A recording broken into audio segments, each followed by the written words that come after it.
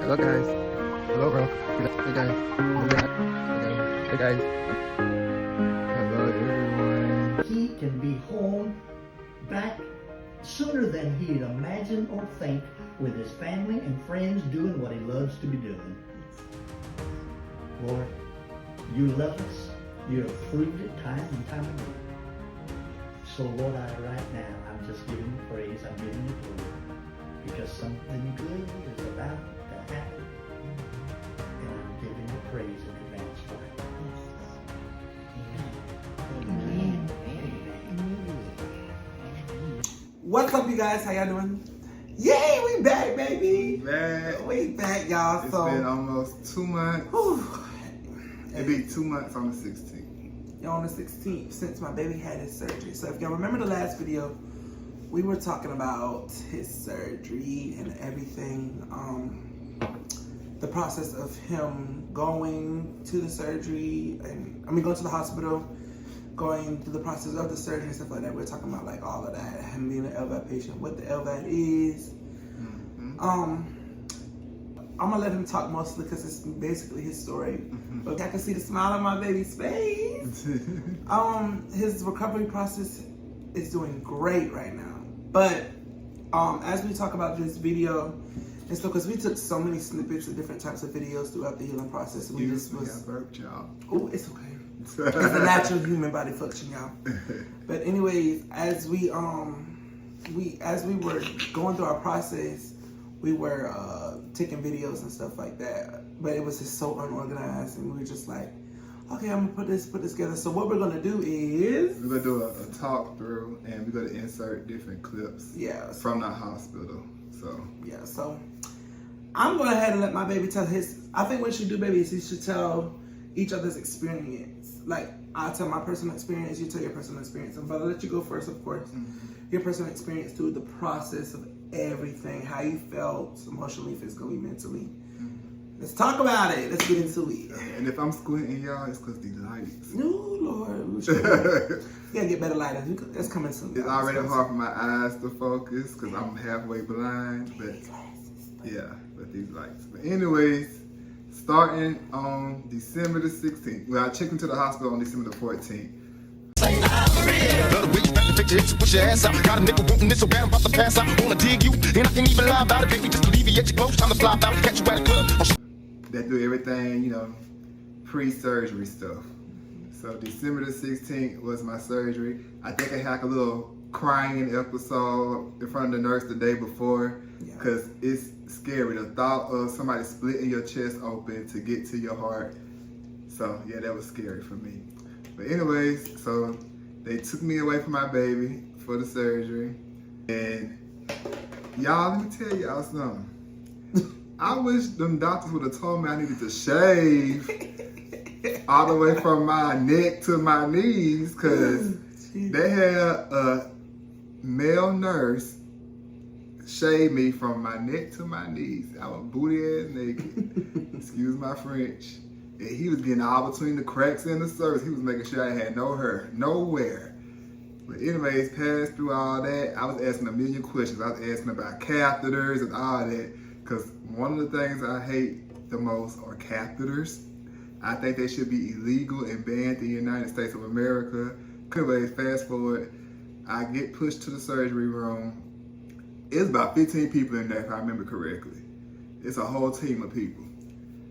And I don't like to be restrained. They strapped me down to the surgery table. I couldn't move nothing. And I'm still asking if it's gonna hurt. If it's gonna hurt, does gonna hurt. And they put this big old thing in my wrist, and that's all I remember from there. And then I remember waking up. Did I wake up in ICU? I guess you woke up in ICU. Oh yeah, I woke up in ICU because I was panicking. I knew I was gonna have a tube down my throat, but I didn't know that I'd be like completely aware of it. We'll insert clips for that. Yeah, I couldn't talk, y'all. And then I have anxiety real bad. I take medicine for it. And I guess they forgot I take anxiety pills. I was in there panicking. They supposed to pull the tube out when you wake up in recovery. They couldn't pull mine out till about 2 days later because I kept panicking. I guess my heartbeat was fluctuating too much. I don't know why. Lungs wasn't right in order because they said something about with the lung portion, you have to have your, basically he has to be able to breathe on his own, but because he was panicking so much and stuff, he wasn't able to focus on the breathing for himself. So he was just like, you know, when you're panicking, you're quick breaths, and they needed the lungs steady breaths. So yeah, I was panicking. Like I was panicking so much to the point where I remembered the little sign language that my mom did teach me. So I was in there trying to sign language to my mom, say I need my anxiety medicine. Yeah. If I get them pills, I will calm down. So yeah, so besides me having a tube, I also had a feeding tube in me. I ain't like that neither. Then I had 2 tubes coming out of my lower chest area. That's for the blood. And so I had all that attached to me, y'all, plus a whole bunch of wires coming from my arms and stuff, monitors and stuff like that. and his neck had an artery. And so finally 2 days later, they was able to get the breathing tube, the breathing tube out my throat.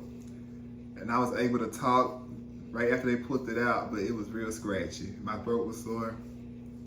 And I don't know if y'all ever had a feeding tube before. That's the most weirdest ish you could have. They was pumping medicine through the feeding tube, and some of that stuff tastes like bananas. And you could just feel the coolness going down. It was weird. What was you thinking when I woke up and you saw me in ICU? Like, was you kind of panicking? You saw us attached to all that stuff? I don't think I was panicking. I just feel like more so, I never seen him so much of, so much stuff on him. I never ever seen him.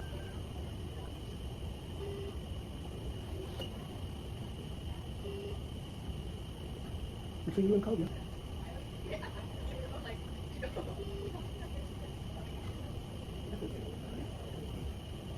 Okay, pull me. Pull you in.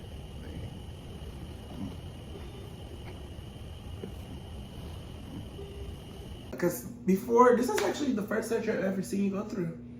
Because before we got together, he would talk about how many surgeries he's been through, different situations he's been through with his medical, with his health, regarding medical stuff. And so I never actually been through the process with him. I've always just heard it. So it was different from hearing it than seeing it.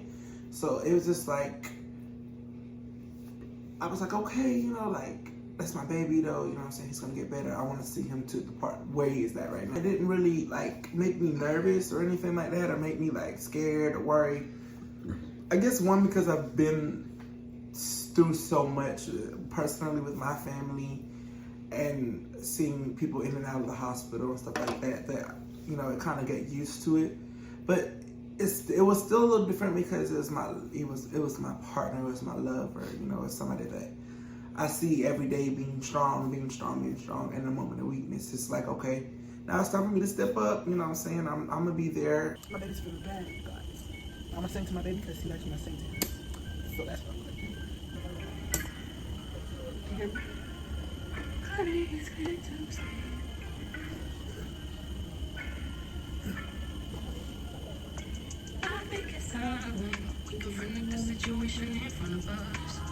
I mean, a shout out to his parents and every bit of piece of family that came and see him. They were most definitely supportive and helpful. It was never a situation where neither of us had to go through this alone, you know. But it was a lot to see him in pain. That pain was a different type of pain. Yeah, it was a lot, and it was just different. Like, I don't know how to really explain it. It was like I was just ready for whatever. Like, I was ready for whatever he needed. I was there. I was like, you know what? If he needs me to move a mountain, I got you. Like, it's no process. It's no problem. He was there. He was coming up there before he go to work, and when he got off work, he'll come. Spend the night as much as possible. So So after the feeding tube and all that, of course, I had the catheter attached to me. I had a bunch of stuff attached to me, and it was hard to get comfortable. It was hard to move around, and they wanted to start therapy, physical therapy, I think 2 days afterwards.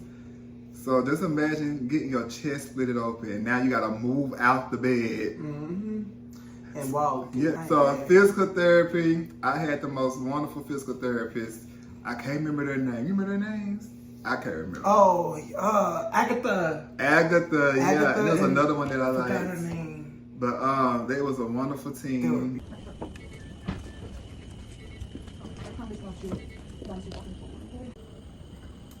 I'm gonna turn your chair around. Ladies, can you open the door? And I'm gonna go.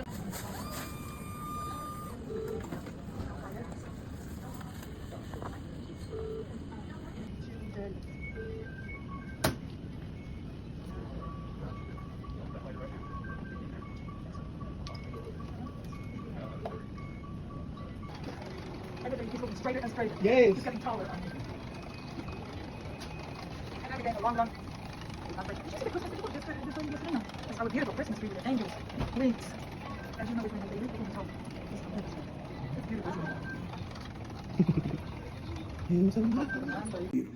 Great nurses. It was great nurses. They handled me gently, and I was walking almost every day They was on the putting you to work? ICU floor. They was putting him to work.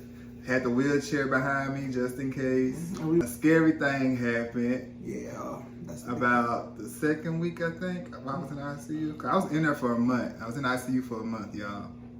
And getting ready to go to physical therapy, and I knew something was wrong with my body because I honestly believe they was pumping too much medicine in me. Because you know how you swell up after surgeries? Well, my legs, from my waist down, I was swollen. So they were trying to get that fluid off of me as fast as possible, which I think they should have took a little bit more slower. But anyways, all I remember is I was sitting in the chair and I took a pill and I was already feeling kind of bad. And as soon as I stood up, everything went black. That's all I remember. Everything went pitch black. And then the specks of light that were coming through, I was hanging from the ceiling. And I'm hearing the physical therapy lady, Miss Agatha, talking about, focus on me, wake up, focus on me. It felt like I was fighting. Yeah. And they finally got me in the bed, from what I remember correctly. But my mom said they called that I coded. They called the code blue or something. And that I had coded. And so how was you feeling doing that? Yeah. So, yeah, excuse my facial expression. I guess just talking about it, you know, it's like a low-key PTSD for that situation. But, you know, I'm the type of person that if something happens like that, you know, I'm the type of person I need to get to you as quick as possible. But during that time, it was like my mind in the process. When he went to stand up and he went back or whatever, I wanted to go to him. But his mom was like, no, the nurse has got to do it.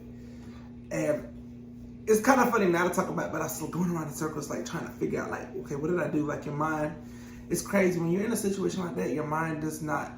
It's so quick. It's so weird how your mind processes stuff, you know. And sometimes you can get confused. You don't know. So I was literally kind of confused. It's like trying to figure it out. And I finally got together, knowing that we needed to get out of the room. And then there were so many nurses that came in here and stuff like that. And I just remember this boo crying. It was all the emotions. And his mom was boo crying. And I will say this, nothing but God was there with us during that time. I will say this, the reason why I will say that is because it was two chaplains that came out of nowhere. I don't know where they came from. It was literally like they appeared like angels out of the sky. Like it was just like boom. And I remember like, I never in my life, it was like the prayer that me and his mother prayed was the strongest prayer I've ever prayed in my life. And I felt all that energy and prayer. And when we finished praying and we looked to the right and we looked up, that's when the chaplains were right there. And it was just like, wait, what? You know, like, where did y'all come from? But it was just like everybody was automatically on top of it. Shout out to Methodist ICU, the cardiovascular CVICU unit, Dr. Guhab. The best Shout doctor. I have a renowned cardiologist, Dr. Guha. Yeah, shout out to this Methodist, Dr. Guhab, the CVICU unit, all of them. Like, they were on it, like, every step of the way. You know, they were on it, you know, with taking care of him, especially during that process. It was not a minute that they missed a step or whatever. The minute that he coded, it was like, boom, he's back. You know what I'm saying? So it was really good. It was scary though, because, you know, it was a thought of like, oh my God, you know, losing him. You know, that was very, very scary for me. And it was just, for a minute, sometimes if I talk about it, I still see it. So it's like, there's no need to, I don't want to see it. Oh yeah, his PTSD was bad. I remember being up in there, and when the machines go off, he thinking something about to happen. So yeah, he was really shooken up. Yeah, but and his mom was pretty shooken up too. But she was strong, and we prayed and we kept it together. And then all of a sudden he did it again. Well, I did it again. Y'all wasn't there. Yeah, we wasn't there time. the second time he did it So again. I'm a Gemini, and I'm a little stubborn, and I kind of like to go through stuff a little too fast. I had to use the bathroom. Yeah. And they refused to let me get out that bed to use the bathroom. I kept saying, I promise I'm okay. Yeah. Can I please use the bedside commode? I'm not about to use a bedpan. No, I can't lay there and mentally use the restroom. So the nurse, and I'm pretty sure he regrets it still. I think his name was what, Nathan? Yeah, Nathan. He got me up, and I sat down on that commode and did what I needed to do. But I don't remember getting off that commode and getting back in the bed. I don't remember. So it happened again. And it was crazy because he told me about it, and I was like, what? It was like, I guess, you know, and like I said, God works in mysterious ways, because I guess we weren't supposed to know about him. Because it was like, he was like, yeah, baby, it happened again. I'm like, what? Happened again? I was like, I didn't even know about that one, but, you know, thank God that nothing, you know, was bad. I've just been hard-headed. Yeah. The third time. Yeah. So I guess I'm gonna start off with the third time, y'all. The third time, I just remember, it wasn't as, I'm not gonna say neither one of each one was lesser or bigger than that. What was going on. But he was in the bed and he was laying down, and you know, he was going. I noticed the pattern though, like he would go through a lot of pain. He would go through like a lot of, like, that day or that process, like 2-3 hours before, he would be like, oh my God, like he's just over there like just going through it, and then that's when it would happen. But he was laying in the bed, and the nurse was, you know, he asked the nurse for, I guess, cranberry juice, or no, cookies. It was crackers or whatever. And he asked the nurse for crackers and stuff. And she come back, she's like, well, Mr. White, got your crackers? And he was non-responsive. Like, he just did not talk. He could not, he was like, he was in a deep sleep. And it was like, well. And I remember him waking up, like barely opening his eyes and looking at me. And it was like something that had him trapped. And he was just like, I remember him saying this, like, I'm trying. And I'm like, baby, like, come on. Like, you know, wake up, stay awake with me. The nurse is like, can you just keep him awake? So I called his parents, they came up there. And it was about an hour and some change that he was just like that. He would just, and they took him to see CT scans, did all of that. I didn't have a stroke. They didn't have a stroke, you know, and it's all these, they still don't know what happened. And all these things are possibilities, all the stuff that he was, all the things that he was showing symptoms were like a stroke. But it's, you know, thank God, amen, that it just never did no damage or anything like that, any type of way. But something happened during that process. And like I told him after, I think the biggest thing was his body was in shock. His body was just like, I don't know what's going on. My body was tired. His body was like over it. I think his body was literally at the process of like, do I give up or do I keep going? Like his body was like, I don't know what to do right now. Like, so it was a lot of mental willpower. I think. Yeah, the whole process is more of a mental battle. It's still to this day, it's a mental battle. Yeah. But I believe my body was just tired. It was not used to the change, because right here, the left side of my heart is not pumping on its own, but I have a machine that they attach.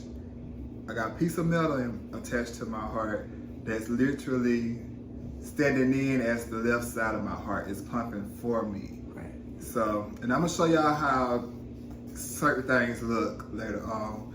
But so yeah.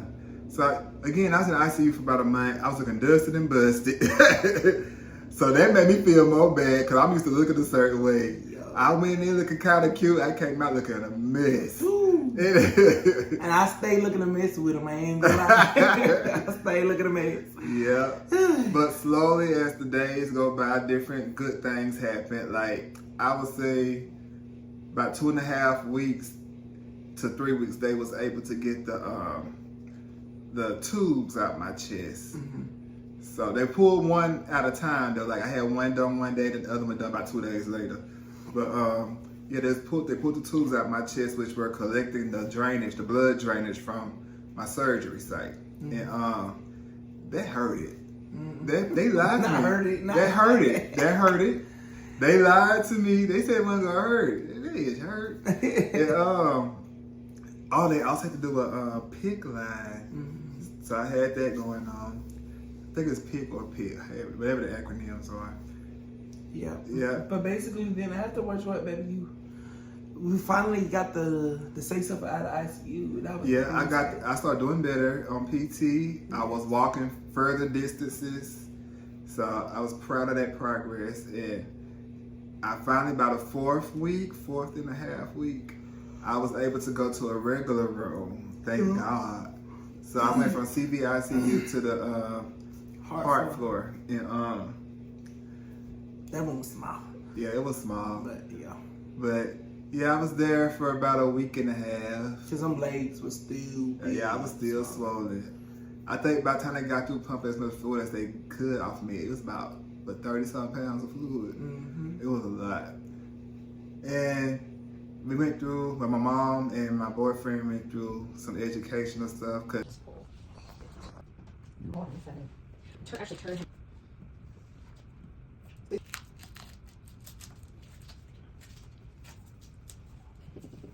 Smart, yeah. Even still to this day, he does my dressing change on my driveline site, my surgery site. So Brandon is our hand model for today. You can record me. You can record me. He just through my stomach. So he does that still. But other than after that, a week and a half in regular room, I was able to go home. Yeah, and then after he was able to go home, it was a process still. He was still like kind of tired and still like in a lot of pain and stuff like that. But the first day he came home, it was just like it felt so good, it felt so normal, so natural. And that the week after that, my baby was up and cooking and doing all that good stuff. I can't just be still. I gotta do something. I'm used to going to school. I'm used to working all the time. And so he was at work. I gotta make sure my man got a meal ready for him. He get out of work. I don't see how y'all be in a relationship and don't be cooking for y'all. If you at home and your man at work, I'm shady, y'all. It was one night. I told myself I wasn't cooking. I'm sorry. If you at home and your man is at work, Jesus. advise you laying down all day. Get up and cook your man a meal. Don't So I made sure he was well fed almost every night he got off work. And my mom lived with us for a month because a month after getting discharged, I had to have somebody with me 24/7. So I enjoyed my mom living with us. Yes, Mom, we missed you. And Pops came. Yep, my dad came to see us for a good bit of time. We had some family members come see us. Some family members on his mom's side, some family members on his pop's side. Shout out to those family members. We love y'all so much. The new left side of the heart, the LVAD, ain't gonna turn you to Superman in a month, 2 months, 3 months. It's still a process. Like, I have my days where I have all the energy in the world, and then the next day, I don't want to get out of bed. So I be extra tired, and that's normal. Yeah.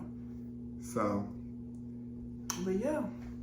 But for those that are going through LVAD possibilities or have a significant other that's gonna get a left ventricle assistance device, just be aware that it is a big mental battle. Still, to this very minute, I would say it's a mental battle for myself because when you look in the mirror, your body don't look the same no more. You have a Baby, this body is tea, honey. whatever. It's chamomile chai spice. You have what basically like an extension cord coming out of your stomach that's plugged into a portable battery that's giving energy to this device that's attached to your heart. So you gotta get used to seeing that every day. Yeah. You gotta get used to wearing a fanny pack or something every day. And this gets annoying to where, especially when you gotta use the restroom and urinate. Yeah. This gets annoying. Simple things like cooking and stuff. You gotta move this out the way. It's different. You gotta adjust. And I am still what they would consider new. So I'm still adjusting to my new normal. And just continue to tell everybody about us. Subscribe if you haven't subscribed. Hit them buttons, like, Yeah. share, subscribe, love on us, follow us on TikTok, social media, every Facebook, TikTok, All that. Instagram. Follow us. Mess with us. And we knew when I'm coming. We're gonna get it together. But yeah, Give us some we're gonna be a very ideas of what to do. Yeah, we're on very this authentic. YouTube. We're very authentic. We're very much so. Yeah. This is us. So, All right. and we're gonna have our own separate channels too, guys. So Yeah, just stay tuned for that. stay tuned. All right. Talk to y'all later. Go on. Oh,